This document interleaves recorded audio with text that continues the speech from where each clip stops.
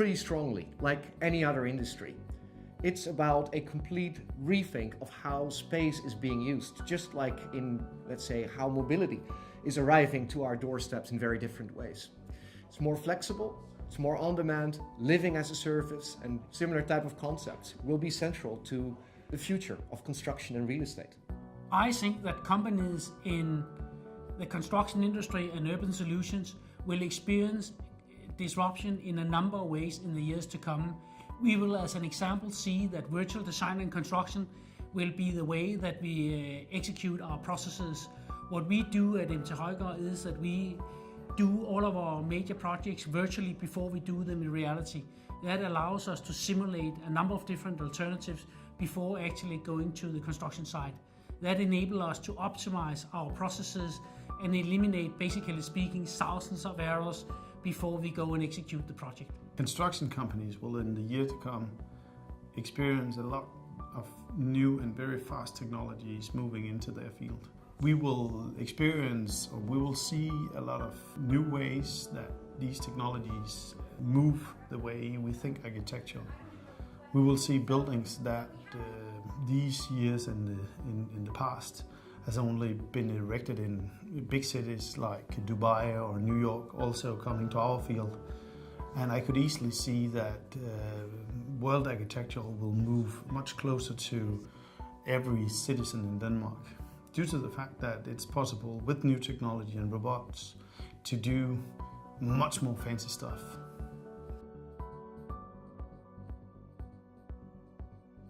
So in order to support startups, I think we first of all have to recognize that startups are really, really good by themselves.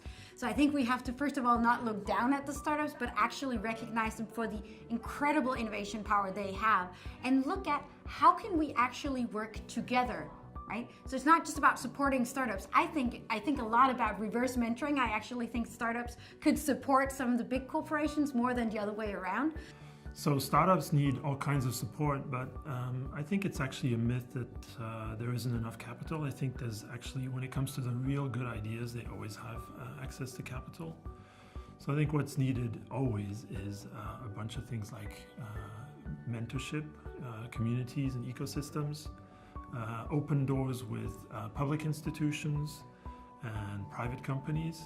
And when it comes to construction and these kind of urban projects, there's quite a few walls, pun intended, where these are highly legalized or regulated industries that are very conservative. And I think they need to learn to experiment and fail. It's kind of hard to get into a failure mode when you're building a building or a bridge, or whatever the case may be, public transportation, but you have to get into that mode of experimenting more.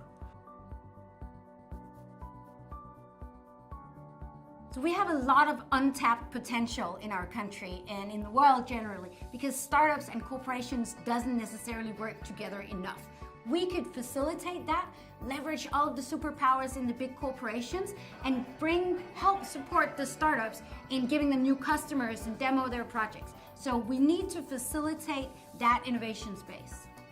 Corporates do, let's say, innovate, but they do so incrementally. The really disruptive type of innovations typically come from startups. Therefore, they need each other. They really need each other big time.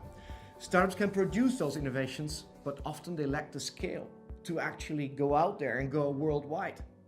Corporates can do that. So this could, and often is, a happy marriage.